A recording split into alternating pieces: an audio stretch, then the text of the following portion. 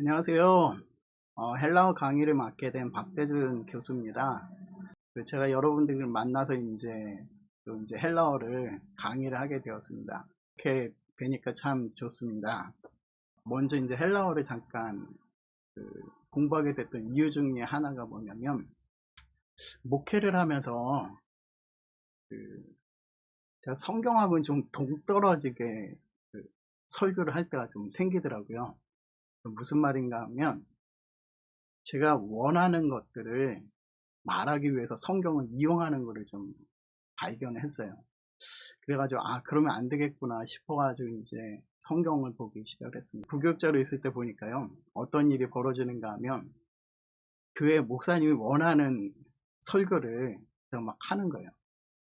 그래가지고 또 무언가 필요로 하는 것들을 제 마음에 맞게끔 성경을 이용하는 것들을 이제 발견했어요. 그러면서 그러면 안 되겠구나. 그러면 어떻게 하면 성경을 제대로 볼 것인가? 그러면서 이제 제가 성서 주석을 공부를 하고, 또 해석할 공부를 하고, 그리고 원어를 이제 공부하게 됐습니다. 그러면 이제 이 헬라어 과목이 어떤 것을 할 건지를 이제 공부를 제 소개를 하도록 하겠습니다. 신약 헬라어의 기본적인 요소가 무엇인지를 이제 보게 될 거예요. 그릭 1이 있고, 그 다음에 이제 그릭 2가 있다고 하고요. 그리고 그 다음에 이제 그릭 주석 과정이 있습니다. 헬라어의 기본 요소가 무엇인가를 이제 살피게 될 텐데요. 헬라어의 명사, 그리고 동사에 대해서 배우게 될 겁니다. 근데 헬라어의 명사와 동사 그 변화가 있어요. 이 헬라어의 특징이 뭐냐면, 헬라어가 유럽어인데 그 특징이 어근이 있고, 그리고 어미가 있습니다. 어근이 뭐냐면 그 뜻이 의미가 변하지 않는 그러한 부분을 어근이라고 이야기를 하고요. 거기에다가 뒤에 어미가 붙고, 때로는 앞에 뭔가 붙어가지고 막 변화를 해요. 영어에서도 보면, 영어는 변화가 이렇게 많지는 않지만, 만약에 love가 있다라고 그러면 현재, 단수, 3인칭 뭐 이럴 때는 뒤에 s가 붙는다. 과거일 때는 뭐 ed가 붙는다. 아니면 have, pp 뭐 이런 것도 있지 않습니까? 그런 식으로 뭔가 변화되는 게 있어요. 그리고 명사도 또한 변화가 됩니다. 그래서 그런 것들에 대해서 이제 살펴보게 될 거고요. 그 다음에 이제 헬라 신약 성경의 기본적인 어휘를 배우게 될 거예요. 헬라어 1, 2를 하면 헬라어 성경에서 40번 이상 나오는 그런 성경 단어들을 이렇게 좀 보게 될 겁니다. 이 헬라어를 보는 이유 중에 하나가 뭐냐면, 성서를 잘 보기 위해서요. 성서를 어떻게 하면 제대로 볼 수 있을 것인가. 그리고 여러분들 성경을 보시면 뭐 NIV가 있고 NASB가 있고 뭐 TNB 뭐 이런 성경들이 있죠. 근데 그 성경들을 이렇게 비교해서 보시다 보면 서로 다릅니다. 다른 이유가 있어요. 그러니까 성경을 번역할 때마다 그 번역한 사람들의 생각이 담겨져 있어요. 그래서 번역을 하기 시작을 하면 거기에 어떤 신학적인 생각이 들어갑니다. 그래서 NIV에서 추구하는 거, NASV에서 추구하는 거, NSV에서 추구하는 거, 그런 것들이 있어요. 특히 또 번역 성경을 보다 보면 단어를 뭐 의미가 조금 동의어로 번역된 부분도 있기도 하지만, 때로는 좀 다르게 번역한 부분들이 있습니다. 그 다르게 번역한 부분이 무엇인지, 그리고 왜 그렇게 번역했는지를 파악하는 방법이 어떻게 보면 헬라어에서 시작이 된다라고 할 수 있어요. 신학적인 이슈들 같은 경우도 그냥 뭐 저절로 만들어지는 것이 아니라 이 헬라어 언어를 통해 가지고 헬라어에서 파생되어져 가지고 신학적인 의미들이 나타납니다. 그래 가지고 이 헬라어를 조금 보기 시작을 하면 여러분들에게 성경을 올바로 볼 수 있는 시각이 좀 열릴 수 있을 것 같아요.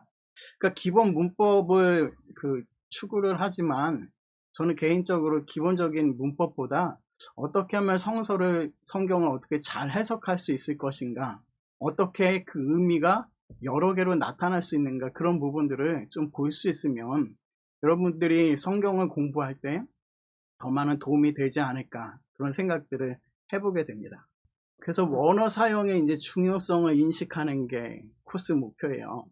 그리고 헬러의 기본 어휘들을 파악하는 게 또 목표입니다. 기본적인 문법이 어떻게 되는 것인가, 그리고 구문에 대해서도 좀 파악을 하게 될 거예요. 그러면서 또 여러분들과 같이 이제 성경을 해석하는 연습을 좀 하게 될 겁니다. 차트들이 있고 거기 단어장, 그리고 이제 그 단어장이 간략한 것이 있는데 그거를 보면서 이제 어떻게 문법을 이해할 것인가, 뭐 그런 것들을 좀 파악할 수 있도록 그렇게 할 거고요. 그 다음에는 이제 여러 가지 주석서들이 있죠. 그 주석들을 보시면 그 주석들이 어떻게 주석이 되어졌는가 그런 것들을 볼 수가 있어요. 특히 NICNT 뭐 이런 주석들을 보면은요, 거기에 원어에 대한 이야기가 조금씩 나옵니다. 그러면서 왜 이렇게 주석을 했는지 그런 부분들을 이야기를 해요. 그래서 그런 것들이 좀 볼 수 있으면 좋겠다 생각을 합니다. 그러면서 이제 사역을 위해서 헬라어를 이제 어떻게 쓸 것인가 그런 부분들 좀 고민하게 될 거예요. 예전에 이동원 목사님, 한국의 지구촌교회에 계셨던 이동원 목사님이 그런 이야기를 하신 적이 있으셨는데, 자기가 이제 후회하는 것 중에 하나가 뭐냐면 원어를 조금 더 이해했으면 좋았을 것 같다라는 그런 이야기를 하신 적이 있어요. 원어를 이해한다라는 것이 도대체 무슨 의미입니까? 여러분, 한번 제가 물어볼게요. 하나님의 사랑이라는 단어가 있죠. 하나님의 사랑. 하나님의 사랑이 뭐예요? 무슨 뜻이에요? 하나님의 사랑 그러면 무슨 생각이 나십니까? 막상 하나님의 사랑 그러면 그 의미에 대해서 파악하기가 굉장히 어렵게 느껴집니다. 왜냐하면 하나님의 사랑에 대해서 문법적으로 어떤 기본적인 이해들이 있는지 파악이 안 돼서 그래요. 한 예를 들면 하나님의 사랑이 주어 관계다라고 생각을 한다 그러면 하나님이 사랑을 준다라는 의미로 해석을 할 수 있어요. 하나님이 사랑하신다라는 의미로 볼 수가 있고, 만약에 목적어적인 관계로 본다라 그러면 하나님을 사랑하는 것을 이야기를 할 수 있습니다. 여러 가지 것들이 나올 수 있어요. 하나님으로부터 사랑이 기원했다라는 그런 의미들도 파악할 수가 있어요. 그래서 그런 것들에 대한 이야기들을 제가 좀 하도록 하겠습니다. 특히 헬라어를 하실 때 두 가지가 굉장히 사역에 도움이 되는 부분이 있어요. 또 주석에 도움이 되고 또 이제 설교를 한다든지 성경 공부를 하는데 도움이 되는 두 가지가 있는데, 그게 뭐냐면 속격이라고 하는 거예요. 그 소유격이라고도 이야기할 수 있는데, 속격이 가지는 의미, 이 속격을 통해 가지고 속격이 지금 금방 이야기했던 하나님의 사랑 뭐 이렇게 이야기했죠. 그러니까 하나님의 사랑 그랬을 때 이 의가 담고 있는 의미를 말합니다. 그러니까 그거에 대해서 이제 이야기를 파악하게 될 거예요. 그러니까 거의 한 20가지 정도 의라는 단어 속에서 그렇게 의미가 파악이 되어집니다. 그러면 하나님의 사랑 그랬을 때 20가지 갈래 카테고리들이 생겨날 수가 있어요. 그러면 성경을 이해하는데 하나님의 사랑 그랬을 때 20가지가 만약에 떠오를 수가 있을 수 있습니다. 그런 것들을 좀 공부하도록 할게요. 주교재가 지금 이 마운스 헬라어 문법 책이에요. 원래 그 책이 뭐냐면 이겁니다. Basics of Biblical Greek Grammar라는 책인데요. 그러니까 지금 네 번째 이제 에디션이 나왔고요. 개정판이 나왔고, 그리고 밑에는 이제 그 옛날 버전을 볼 수가 있습니다. 그러니까 이 교재가 제가 생각할 때는 지금은 참 괜찮은 것 같아요. 그래서 만약 여러분들이 구하실 수 있으면 한글이든지 아니면 영어로 된 거 이렇게 보시면 도움이 될 것 같고요. 그리고 이게 중급에서 이제 사용이 되는 건데요. 그러니까 지금 저희는 쓰진 않을 겁니다. 근데 쓰진 않을 건데 헬라어 베이직을 하고 난 다음에 이 그릭 그라마 비욘드 베이직스라는 이런 책이 있어요. 성서 프로그램 중에 그 성경 프로그램 중에 바이블 웍스라든지 보시면 이게 담겨져 있습니다. 그 성경 프로그램 제가 추천해드리고 싶은 게 로고스 바이블이 있고요. 또 다른 게 바이블 웍스가 있습니다. 근데 이게 아쉬운 게 이제 한국말로 나오긴 했는데 로고스 바이블 같은 게 한국말로 나오긴 했는데 좀 제가 생각하면 약간 부족한 부분이 있고요. 그리고 저 같은 경우에는 로고스 바이블보다는 바이블 웍스라고 하는 프로그램을 사용을 해요. 바이블 웍스라는 프로그램을 여러분들이 구하시게 되면 그 안에 이 책이 담겨져 있습니다. 그 마우스를 가지고서 헬라어 단어가 있는데 헬라어 위에다가 마우스 포인트를 올리면 그 마우스에 헬라어 단어가 뜹니다. 그래가지고 요즘에는 사전 들고서 원어를 읽는 개념보다 어쩌면 그냥 성경 프로그램 가지고서 공부하는 경우가 많아요. 거기에 보면 이 그릭 그라마 비욘드 베이직스라는 이 책이 있는데 굉장히 두껍습니다. 꽤 두꺼워요. 꽤 두꺼워가지고 간략하게 나온 게 있습니다. 그게 옆에 글씨로 적혀 있는 건데 신텍스 오브 더 그릭 뉴 테스트먼트라고 되어 있는데 이 책이에요. 이게 구문론에 대해서 이야기를 하고 있어요. 아까 전에 얘기했던 속격이 나왔을 때 그 의미가 어떻게 파악이 될 건가, 아니면 주격이 나왔을 때 어떻게 파악할 것인가. 아까 전에 제가 얘기하면서 이제 잠깐 멈췄었는데요. 헬라어에서 첫 번째로 기억해야 되는 게 속격. 그 다음에 또 중요한 게 뭐냐면 분사라고 하는 거예요.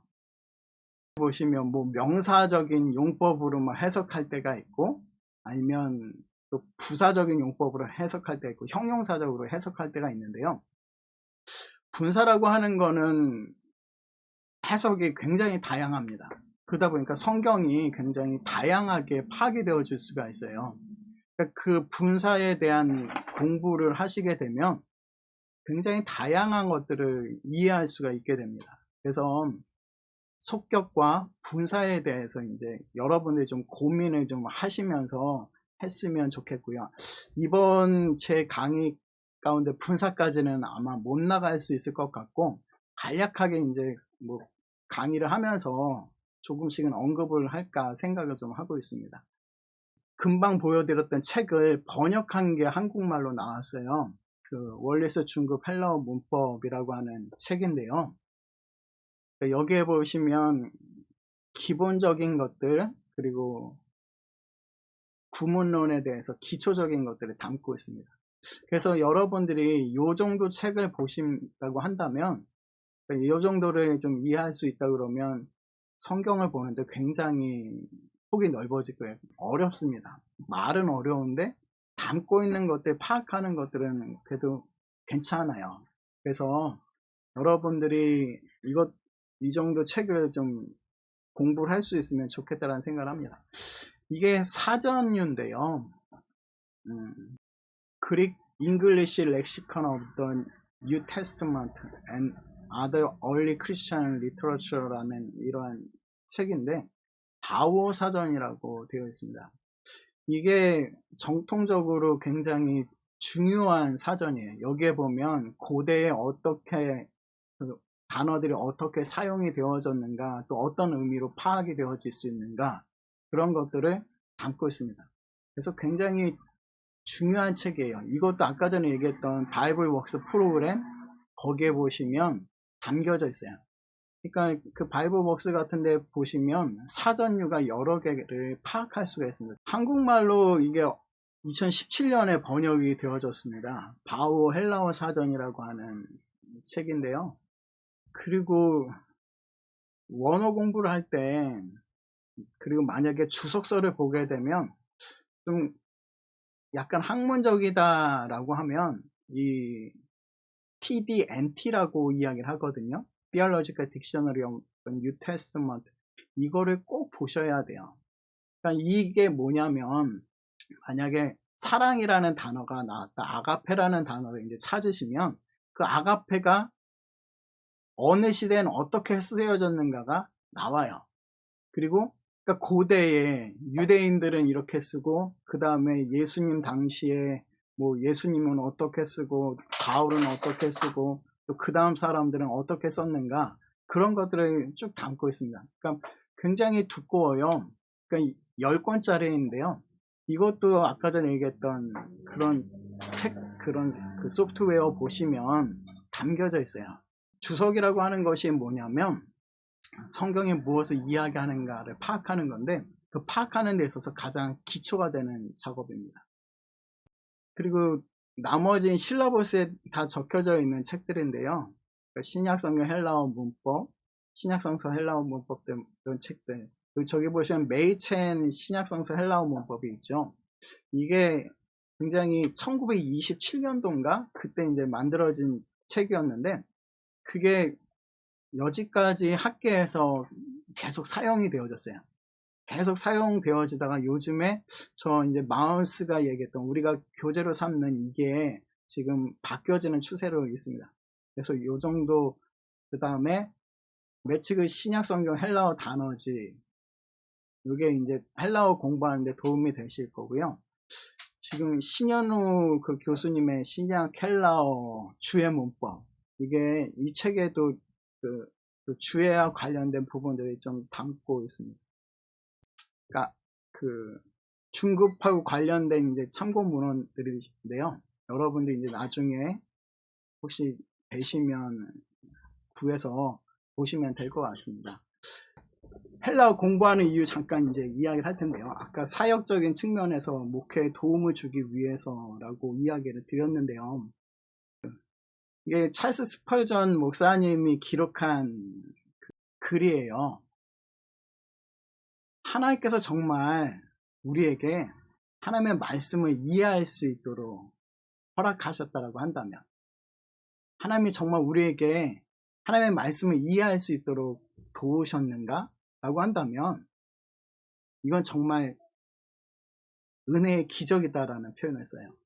여러분 그렇지 않습니까? 우리가 하나님의 말씀을 이해할 수 있다라고 그러면 굉장한 은혜죠. 근데 그리고 그러면서 기적이라고 이야기를 해요. 근데 문제는 뭐냐면 그 다음 문장인데, 우리가 그것이 왜 필요한지 이해하지 못할 때까지는 이것이 우리에게 아무런 의미가 없다라는 거예요. 그래서 그분이 하는 이야기가, 우리가 믿음을 가지고서 울부짖자 하나님 우리에게 이해할 수 있는 능력을 달라는 그러한 글을 씁니다.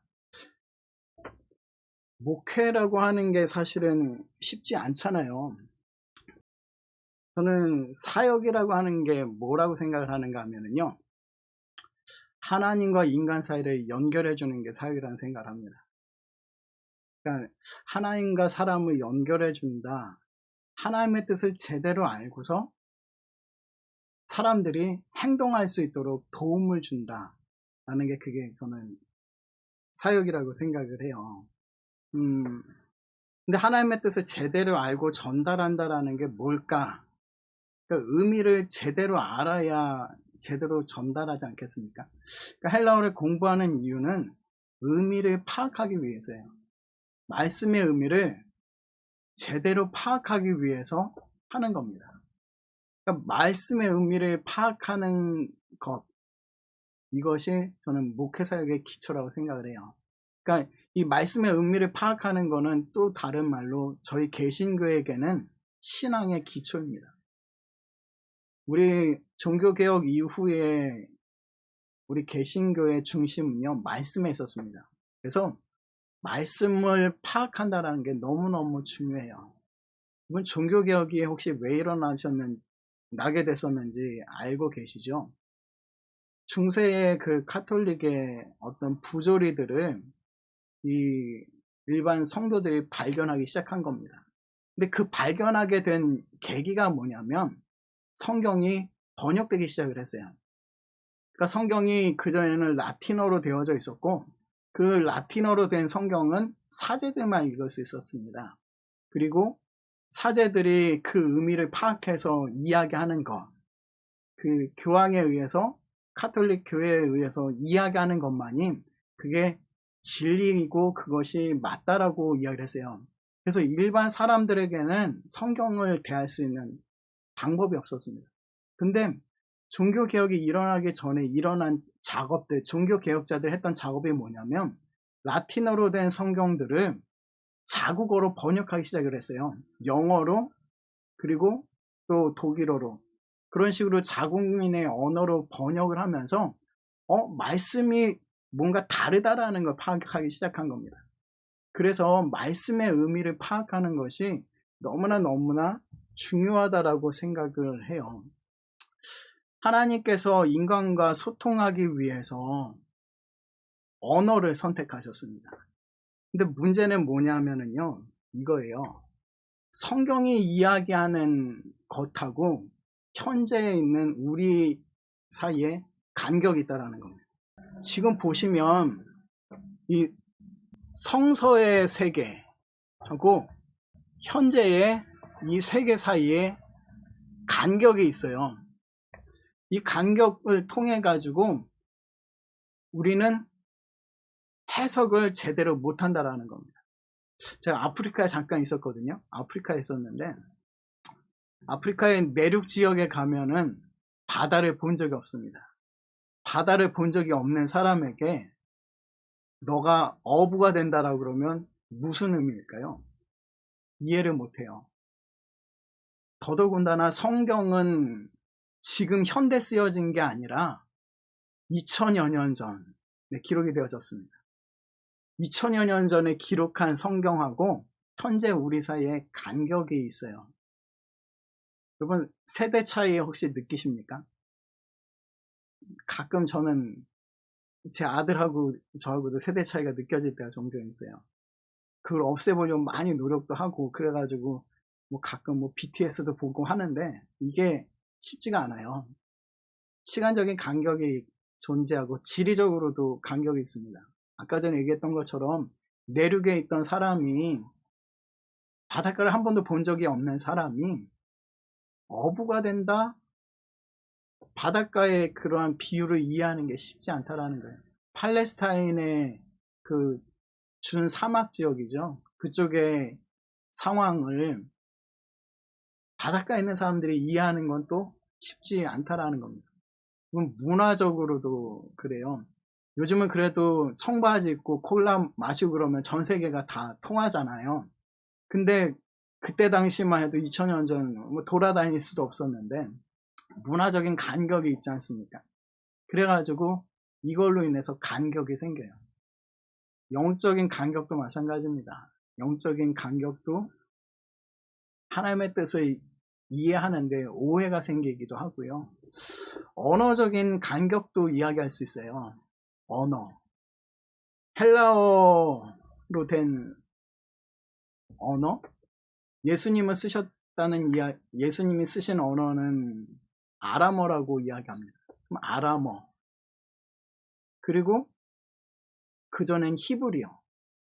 그러니까 이 언어의 장벽이라는 것이 너무나 커요. 그 선교를 아마 나가보신 분들은 아시겠지만 이 언어를 이해한다라는 것이 정말로 쉽지 않습니다. 번역은 반역이 돼요. 선교지에 있다 보면 언어를 제가 표현하는 언어들이 그 사람들이 받아들이는 언어하고 너무 틀립니다. 저는 나름 생각해가지고 제 언어로 이야기를 했는데 이해를 못해요. 언어의 갭을 넘어선다라는 거 쉽지 않지만 필요합니다. 제가 요거를 잠깐 이야기를 할 텐데요. 성경을 이제 공부하는 방법, 그러니까 해석에 대한 이야기인데요. 성경을 관찰을 합니다. 관찰을 하고 그 성경을 주석을 해요. 때로는 성경을 해석하고 그것을 주석을 합니다. 관찰하고 해석을 조금 다르게 봤는데요. 관찰이라고 하는 것은 사실 그대로를 파악하는 것, 그리고 해석이라고 하는 건 그 사실 속의 의미를 파악하는 것. 여러분, 그 소년이 집으로 뛰어갔다라고 이야기를 한다고 합시다. 그러면 그 소년이 뛰어간다라고 그랬을 때 제가 생각하는 뛰어간다 하고 여러분들 각자 지금 저희 5명이 있는데 각자 생각하는 방식이 틀릴 거예요. 뛰어간다 그랬을 때 막 소년이 막 잽싸게 뛰어가는 그런 표현을 생각할 수도 있을 거고 또 어떤 사람은 또 다른 형태의 뛰어가는 모습을 볼 겁니다. 그러니까 그 관찰을 확인을 하는 거예요. 어떤 식으로 되어 있는가 파악하는 것이고 그리고 그것이 무슨 의미를 가지고 있는가라고 파악하는 겁니다. 그러니까 관찰과 해석을 통해 가지고 주석을 하게 돼요. 그러니까 주석이라고 하는 건 뭐냐면 성서가 어떻게 쓰여졌는가, 성경이 그때 처음에 저자들이 그 성경을 어떤 의미로 기록했는가, 그거를 파악하는 작업을 합니다. 그게 이제 주석이라고 하는 과정이에요. 그러니까 성경 저자가 처음에 의미한 바가 무엇인지를 파악을 해서 그것을 가지고 신학을 만들기도 하고요. 그리고 그것을 가지고 적용을 하기도 합니다. 그리고 그걸 가지고 난 다음에 그 다음에 우리가 하는 게 뭐냐면 가르치고 설교를 하게 돼요. 이 과정이 없이 가르치고 설교를 하면 자기 말을 하는 거예요. 제가 얘기드렸듯이 제가 예전에 부목사로 있는데 교회 건축을 하게 된 겁니다. 교회 건축하면 설교를 해야 되잖아요. 근데 그때 저는 그냥 개인적인 욕심이 쟤는 능력 있는 설교가야 라는 이야기를 듣고 싶어서 뭘 했을까요? 성도님들 헌금할 수 있도록 설교를 한 거예요.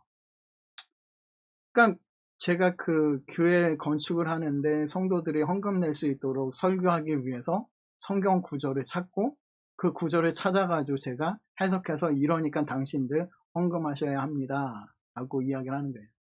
철야 설교를 하고서 이제 제 사무실에 이렇게 앉아 있는데 어떤 성도분이 찾아오셨습니다. 찾아오셔가지고 고민을 막 이야기하시는 거예요. 그리고 상담하시는 거예요.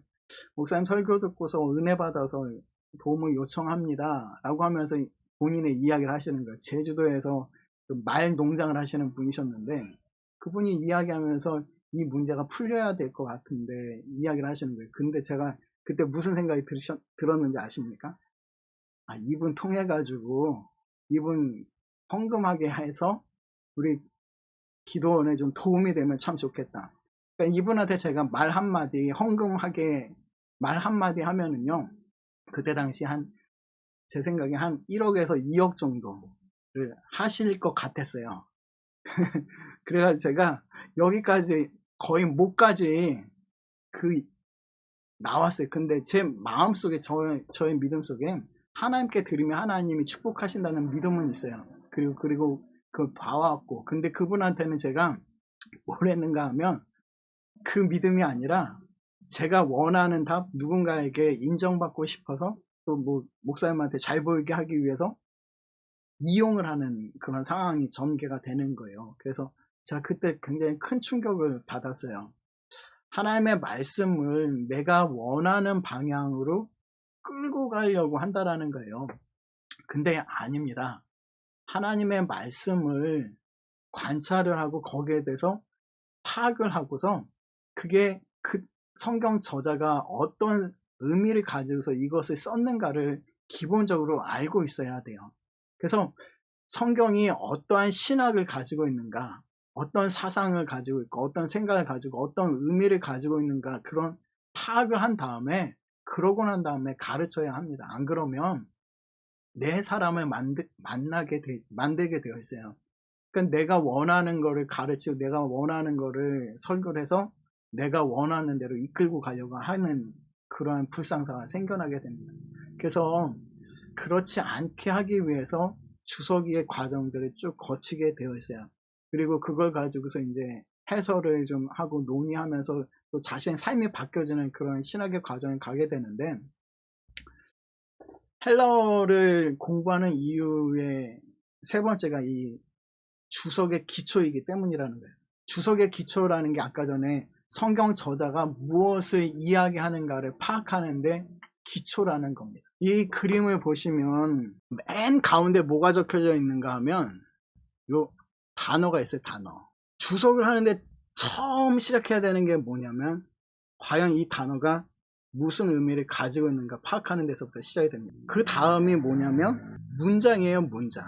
어떤 문장이 있는데 문장이 도대체 무슨 의미를 가지고 있는가, 그리고 그 다음에 문단을 보는 겁니다. 단어, 절, 문장, 문단을 이렇게 살피게 되면은요, 그 다음에 해야 되는 작업이 뭐냐면 단락에 대해서 공부를 해야 돼요. 그러니까 이 단락이라든지, 그러니까 페리코프라고 이야기하는데 구절 있죠.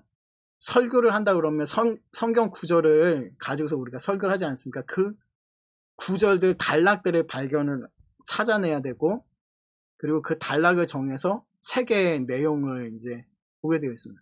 그러면서 그 다음에 이제 저자를 보고 쭉 발전을 해요. 그러면서 그 당시의 역사적인 상황이라든지 어떤 문화적인 상황들을 이제 보게 되는데, 헬라어를 공부하는 거는 어느 작업을 하게 되는가 하면 이 부분을 하게 돼요. 그러니까 단어, 절, 문장, 문단 이 부분을 파악하는 데 도움이 되는 게 바로 이 헬라어입니다. 그래서 여기에서부터 시작이 되어야 돼요. 성경 본문의 의미를 파악하기 위해서 이제 역사적인 탐구를 합니다. 그러니까 주석에 두 가지 보통 하는 건데요. 그러니까 역사적인 탐구, 그리고 성서 저자가 의미했던 바가 무엇인지에 대해서 질문합니다. 그래서 내용에 대해서 이제 파악을 하게 되고요. 그 다음에 상황에 대해서 질문을 하게 됩니다. 이 주석의 그 과정은 기본적인 전제가 있어요. 전제가 뭐냐면 성서는 저자가 있고 독자가 있다라는 거예요. 그러니까 글 쓴 사람이 있고 그리고 독자가 있는데, 그 독자에게 저자가 무엇을, 어떤 생각을 가지고 기록을 했는가라는 거를 이해하려는 데 목적이 있습니다. 그러니까 아까 전에 얘기했던 원래적인 의미, 저자가 무엇을 의미하는가를 파악하는 것, 그리고 원래 독자들이 어떻게 그것을 이해하기를 원했는가, 그거를 공부하는 게 주석이라고 이야기할 수가 있어요. 내용을 파악하려면 어떻게 해야 될까요? 여기 내용에 대해서 이야기를 했는데, 그러니까 그가 무엇을 말했는가?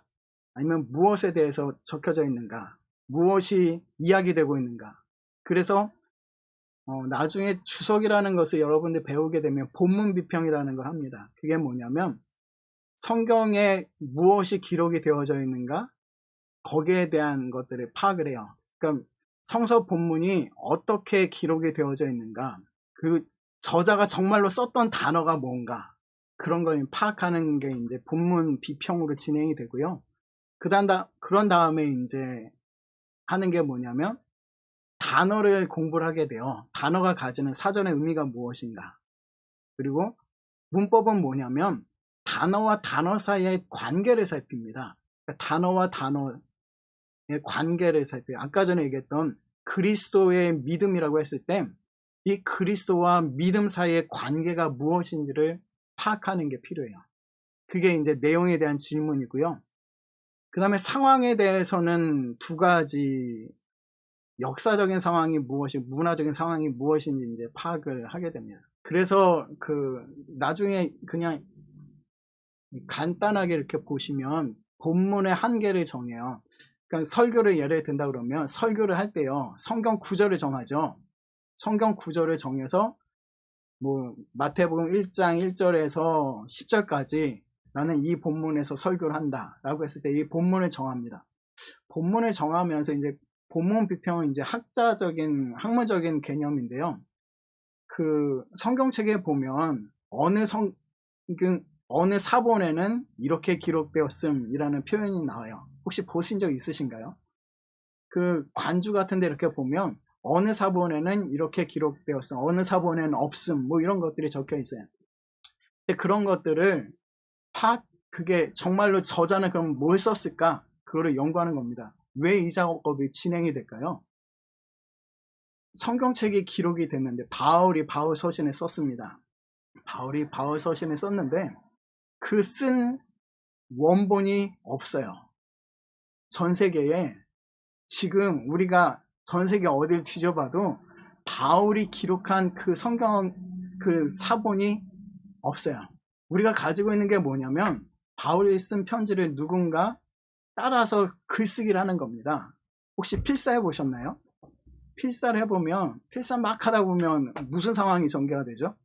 하다 보면 자기도 모르게 글씨가 막 날아가기 시작하기도 하고요. 어떨 때는 단어 빼먹기도 하고 어떨 때는 위에다 쓴 문장을 밑에다가 쓰기도 하고 이런 상황이 전개될 수가 있어요. 이 일이 부분적으로 생겨나기도 합니다. 그래서 사본들이 여러 개가 있는데 그 사본 사이에 약간의 차이가 존재해요. 뭐 차이가 존재한다고 해가지고 어떤 큰 문제가 될 정도까지는 아닌데 어떤 신학적인 이슈가 만들어질 수 있는 차이가 존재합니다. 그래서 그 차이 때문에 때로는 성경책이 번역이 달라져요. 특히 뭐 NRSV하고 NASB 서로 막 틀려요. 그러니까 이게 첫 번째 달라진 이유가 뭐냐면 정말로 그 저자가 쓴 단어가 무엇인지를 결정을 했을 때 그 결정할 때 의미가 달라지는 것. 두 번째는 뭐냐면 중요한 단어에 대해서 이제 분석을 합니다. 그러니까 중요한 단어를 성경에서 찾는 거예요. 그러니까 헬라어 공부를 하다 보면 요즘에 소프트웨어가 잘 되어 있어 가지고요. 마태복음에서 가장 많이 쓰이는 단어 뭐 이런 것들이 나와요. 그러니까 마태복음에서 많이 쓰여진 단어가 중요한 단어겠죠. 그죠? 만약에 여러분들이 어떤 본문을 정해가지고 보시면 거기에서 중요한 단어가 뭘까를 고민을 하면 뭘 찾는가 하면 이 단어가 계속 반복이 되네? 그러니까 요한서신 같은 경우에 사랑이라는 단어가 많이 반복이 됩니다. 그러면 요한서신에는 이 사랑이라는 단어가 중요하구나. 그러면 이 사랑이라는 단어가 어떤 의미로 쓰여졌을까를 파악하는 작업이 필요하겠죠. 그래서 단어 분석이 들어갑니다. 이건 단어 분석을 하게 될 때 사전이 혹시 어떤 식으로 만들어질까요? 맨 처음에 사전을 만든 사람 어떻게 사전을 만들까요? 사전을 만든다라는 거는 그 어떤 단어들이 어떤 식으로 쓰여졌는지를 파악할 거 아닙니까? 선교지에 가가지고 언어를 몰라요. 언어를 모르는데 갔는데 보니까 그 나라 그 부족에 대해서 말을 전혀 몰라요. 말을 전혀 모를 때 어떤 행동을 할 때 이 사람들이 어떤 표현을 쓰는 거를 계속 발견하는 겁니다. 이거 할 때 이 단어를 쓰고 이거 할 때 이 단어를 쓰고 이거 할 때 이 단어를 쓰는구나. 그래서 쭉 만들어 놓은 게 사전이에요. 그래서 그 단어의 의미를 분석을 하면서 그 뜻을 파악을 하게 되는 겁니다. 근데 더 중요한 게 뭐냐면 이 단어라고 하는 것이 똑같은 단어가 문장마다 틀리게 사용이 된다는 거예요. 똑같은 사랑이라는 단어를 쓰는데 여러분들이 쓰는 단어, 여러분들이 쓰는 사랑이랑 저기 다른 쪽에 사는 사람들이 쓰는 사랑의 단어가 서로 다르다라는 겁니다. 그래서 성경에서 이 저자는 어떤 의미에서 단어를 썼는가를 파악을 하는 겁니다. 그 다음에 이제 문법과 구조를 분석을 해요. 중급 정도 가시게 되면 구조를 이제 분석을 하게 되는데 구조를 분석을 하면서 문장과 문장 사이의 관계를 파악을 합니다. 그러면서 이제 구문론적인 이제 관계를 파악을 하는데요. 그러면서 쓰는 것 중에 하나가 문장 흐름도 다이아그램이라는 걸 써요. 그러니까 주어가 어떤 식으로 쓰여졌고 제가 한 예를 들어 보면 이런 식으로 씁니다.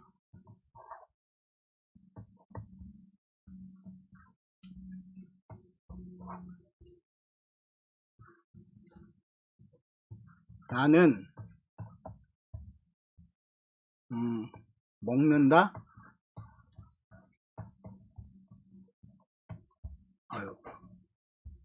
밥을 영어 순서라 이렇게 제가 기록을 했어요. 집에서 글씨가 그냥 이해해 주세요. 제가 오늘 손이 잘 안 움직이네. 이게 집에서입니다. 그러니까 나는 먹는다 밥을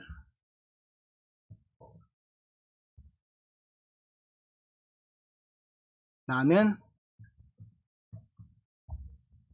공부한다.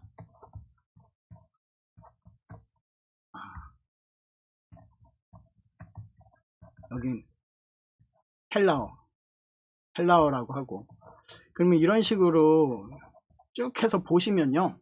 나중에 보면 나는이라는 게 반복이 돼요. 그러면 나의 일상은 그러면서 나의 일상의 세 가지 지금 두 가지 나의 일생의 두 가지 먹는다 공부한다 이런 식으로 무언가를 구조를 파악하면서 그거에 대해서 뭔가를 파악할 수가 있어요.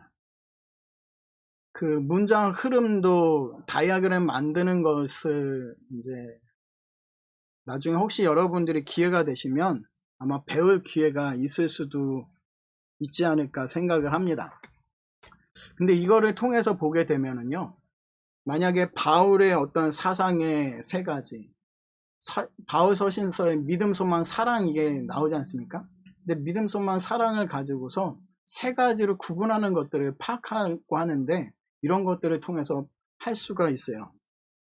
문장 구조를 이렇게 저런 식으로 그림을 그리다 보면 무엇이 중요하고 또 어떤 일들이 어떤 방식으로 전개되었는지 이런 것들을 파악하는 데 도움이 되기도 합니다.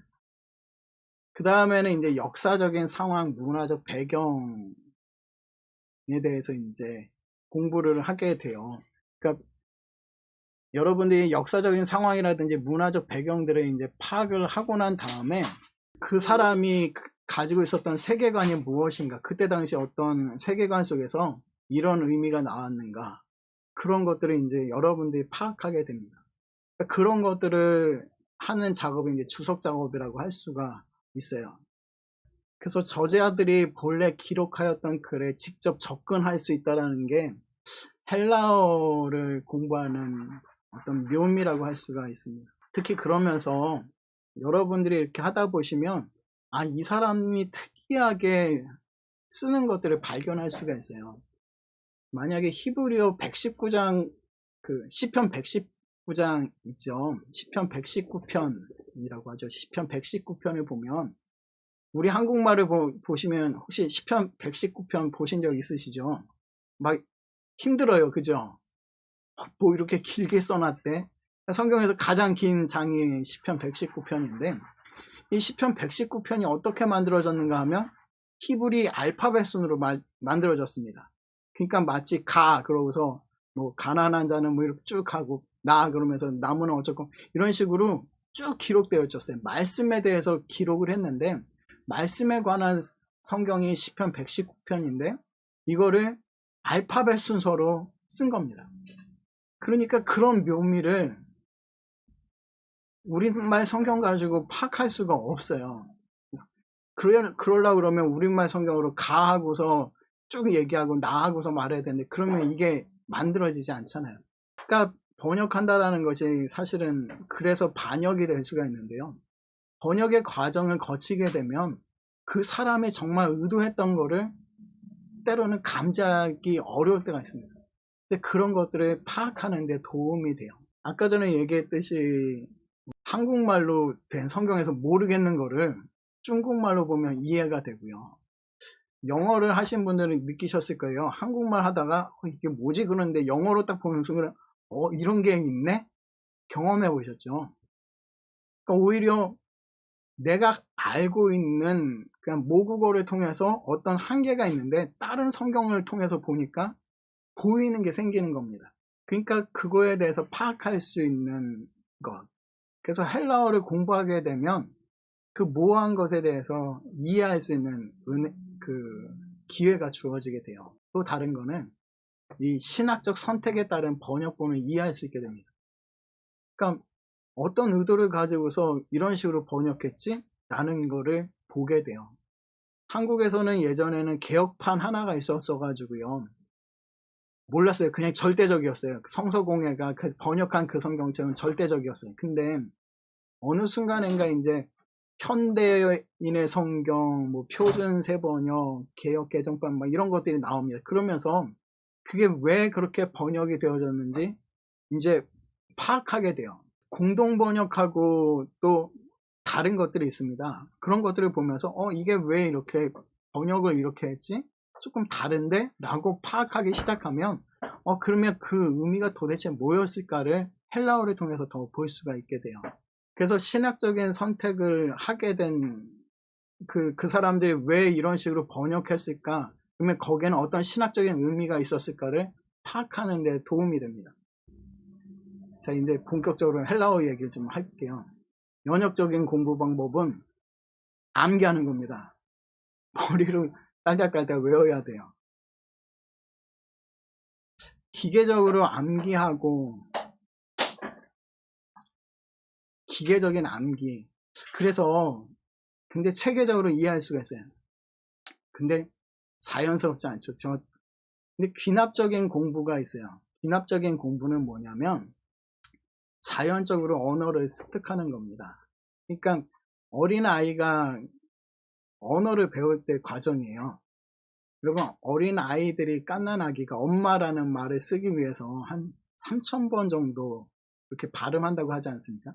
3,000번을 이야기를 해야 엄마를 말할 수 있는 거예요. 전 여러분들이 헬라어 이제 시작하면서 힘들어요 그럴 수도 있을 텐데, 근데 여러분이 3,000번 하면은요 헬라어 잘해요. 3,000번만 하면 헬라어 진짜 잘합니다. 근데 쉽지 않죠. 근데 또 문제가 뭐냐면 언어 구조에 대한 혼동이에요. 여러분들이 그 제2 외국권에 이렇게 가서 언어를 활용하다 보면은요 안 되는 게 있어요. 머릿속에서는 막 했는데 입에서는 딴 거 나와요. 분명히 그 사람이 얘기해야 되는데 시가 나오고요. 같다를 이야기해야 되는데 간다로 이야기합니다. 이게 그래가지고 실수할 때가 참 많지 않습니까? 근데 이 두 가지를 같이 병행하는 게 이제 필요하다라고 할 수가 있어요. 그래서 헬라어에는 반복이 필요합니다. 인내가 필요해요. 그리고 이 세 가지는 저희가 이제 볼 수 있으면 좋습니다. 단어, 그리고 구문 분석, 그리고 문장 구조, 이 세 가지예요. 그러니까 헬라어를 통해 가지고 이 세 가지를 공부를 하는 것이 저희들에게 그 헬라어 공부하는데 어떤 진행 과정이라고 이야기를 할 수가 있습니다. 이거는 그냥 간단한 이야기인데요. 그냥 헬라어가 이제 오래된 언어 중에서 이제 하나예요. 근데 저희가 쓰는 그 신약 헬라어는 뭐냐면 여기 세 번째 보이시죠? 세 번째 보이면 여기 코이네 시대라고 되어 있는 코이네 헬라어입니다. 코이네 헬라어. 코이네 헬라어를 이제 저희가 쓰는데요. 코이네 헬라어는 기간이 딱 적혀 있어요. 그 이야기는 뭐냐면 이 언어는 사어예요. 죽었습니다. 그러니까 죽은 언어라는 거예요. 코인의 헬라어를 지금 사용하는 것 아니라는 겁니다. 그러니까 이게 조금 있다가 이제 얘기 드릴 텐데 약간 그 헬라어를 공부하는데 특히 이제 발음을 하면서 문제가 발생을 합니다. 왜 문제가 발생하는가 하면 코인의 시대에 그 사용했던 헬라어 방식하고 현대인들이 쓰는 그 그리스어 헬라어 방식이 틀려요. 그러다 보니까 문제가 생기기 시작을 합니다. 저희는 코인의 그 시대 이제 있다가 알파벳 하면서 이제 볼 텐데요. 에라스무스의 방식을 따라요. 보통은 이게 학계입니다. 학계에서 이거를 기반으로 해가지고 발음을 했어요. 학계에서 이 발음을 하게 되는데 그러다 보니까 문제가 뭐가 생기는가 하면 학계에서 이런 에라스무스를 따라서 발음을 하자.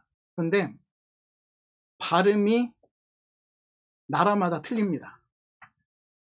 그러니까 영어 알파벳이 있지 않습니까? 영어 알파벳이 있으면 독일 사람이 V자 생긴 거 발음하는 방식하고 미국 사람이 V자 쓰는 방식하고 틀려요. 똑같은 영어인데 호주 사람이 발음하는 거하고 틀립니다. 아시아 사람이 발음하는 거 틀려요. 이건 경험해 보셨죠? 제가 예전에 그 호주 선생님한테서 이제 한번 수업을 들은 적이 있는데 이 사람이 파이바 그러는 거예요. 그래서 이 파이바가 도대체 뭐야 이제 막 고민했거든요. 근데 이게 페이퍼예요. 그러니까 이게 페이퍼를 갖다 파이바 이제 그 발음이 나라마다 틀립니다. 그러다 보니까 소통이 조금 안 되는 문제가 있어요. 그러니까 헬라어를 요즘 시대로 언어로 배워야 한다. 요즘 발음을 해야 된다라고 이야기하는데 이제 이슈가 됩니다. 그런데 기본적으로는 그 에라스무스 방식의 발음을 알고서 현대 그 발음을 이해하는 게 그게 이제 중요하다라고 할 수 있어요. 이 코이네 헬라어를 저희가 이제 하게 되는데, 코이네 헬라어, 헬라 제국에서 사용하던 헬라어예요. 그러니까 알렉산더 제왕이 그 지중해 연안을 제국을 만들지 않습니까? 그때 알렉산더의 그 스승이 혹시 누구였습니까? 갑자기 이름이 생각이 안 나는데, 아리스토텔레스였네. 그 플라톤이라든지 뭐 아리스토텔레스 이런 사람들, 그 사람들이 쓰던 언어들이 고전 헬라어입니다. 그 고전 헬라어를 이제 알렉산더가 세계로 퍼뜨려요. 세계로 퍼뜨리면서 사용한 게 이 코이네 헬라어입니다. 코이네 헬라어가 이제 세계로 퍼지면서 그 제국권 안에서 공용어로 쓰이게 돼요. 심지어 1세기 로마 제국의 공용어가 라틴어가 아니라 헬라어였어요. 그러니까 헬라어라는 것 자체가 굉장히 고급스럽게 느껴졌기 때문에, 그래서 교양 있는 사람들이 쓰던 구어체라고 이야기를 합니다. 그래서 코인의 헬라어를 저희가 이제 하게 되고요. 근데 이제 유대인들의 헬라어가 있어요. 이 유대인들 헬라어는 뭐냐면, 성경책을 보면은요, 성경책에 쓴 그 헬라어를 보면 그때 뭐 플라톤이라든지 이런 사람들이 쓰던 헬라어랑은 조금 틀린 거예요. 더더군다나 쓰는 방식이 틀립니다. 이게 이 히브리 사람들이 쓰던 언어 스타일, 그리고 그 아람어는 이제 페르시아의 그 공용, 그 페르시아의 언어였죠. 그러니까 페르시아 제국에 있으면서 이제 아람어를 받은 영향 때문에 그 셈저고라고 이야기를 하는데, 이 영향을 받아가지고 헬라어를 기록을 한 겁니다. 혹시 영어로 글 같은 거 혹시 써보셨습니까? 제가 영어로 글쓰기를 하면은요, 한국 사람이 쓴 건 딱 티나요. 그러죠? 미국 사람들이 쓴 글쓰기하고 한국 사람들이 쓴 글쓰기하고 틀립니다. 그러니까 한국 사람들의 글쓰기 방식이 있는 거예요. 그러니까 이게 어디서 시작이 됐는가 하면, 우리 그 뇌구조가, 한국 사람의 뇌구조가 또 미국인은 영국 사람하고 다른 거예요. 한국 사람들이 영어 할 때 보면은, 영어를 이렇게 할 때 보면은, 여러분 아시겠지만 한국 사람들이 발음하는 거는 이해가 잘 돼요. 한국 사람들 말하는 거 이해가 잘 되는데, 미국 사람들 이야기하는 건 뭔 소리 하는지 모를 때가 있어요. 그러니까 이런 식으로 유대인들이 썼던 헬라어는 셈족어의 영향을 받습니다. 그러니까 유대인들은 원래 그 헬라 사람이 아니잖아요. 그러니까 팔레스타인 지역에서 히브리어를 쓰던 민족인데, 그러면서 이제 페르시아의 그 포로로 있게 되죠. 그러면서 이제 아람어를 알고 있는데, 그 사람들이 이제 헬라어를 쓰면서 이게 문장에서 드러나는 겁니다.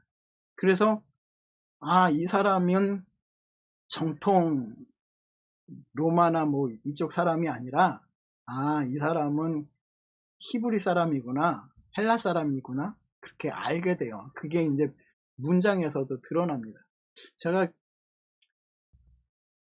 그래서 여기 보시면 셈족어 갖고 통속적인 헬라어를 쓴 사람들이 보면, 요한계시록, 마가복음, 요한복음, 요한 1, 2, 3, 4, 베드로 후서, 그리고 구어체는 바울 서신, 마태복음, 세 번째는 문어체인데요. 문어체는 지금 보시는 히브리서, 누가복음, 사도행전, 야고보서, 목회서신, 베드로전서, 유다서, 이 지금 히브리서부터 이 유다서까지 이것들은요, 굉장히 문어체적으로 잘 사용이 되어졌습니다. 그래서 때로는 굉장히 어렵습니다. 특히 누가복음 같은 경우에, 누가서신, 그 누가복음, 사도행전이죠. 글 쓴 용어가 굉장히 고급져요. 그러니까 굉장히 학적이라고도 이야기할 수 있고요. 요한계시록 같은 경우, 요한 1, 2, 3, 4 이런 것들 보면요, 굉장히 쉬워요. 저기 셈족어적, 통속적 헬라어라고 적어놨잖아요. 이 말은 뭐냐면, 이 사람들은 제2 외국인이죠. 그러니까 한국 사람이 영어로 글쓰기를 하면 읽기 쉬워요. 왜 그런가 하면 그 사람들이 사용하는 언어, 그 단어 이런 것도 굉장히 쉽습니다.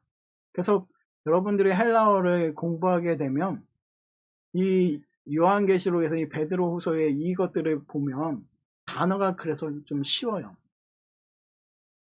그래서 지금 이 전체적인 헬라어에 관한 것들을 좀 이야기를 드렸습니다.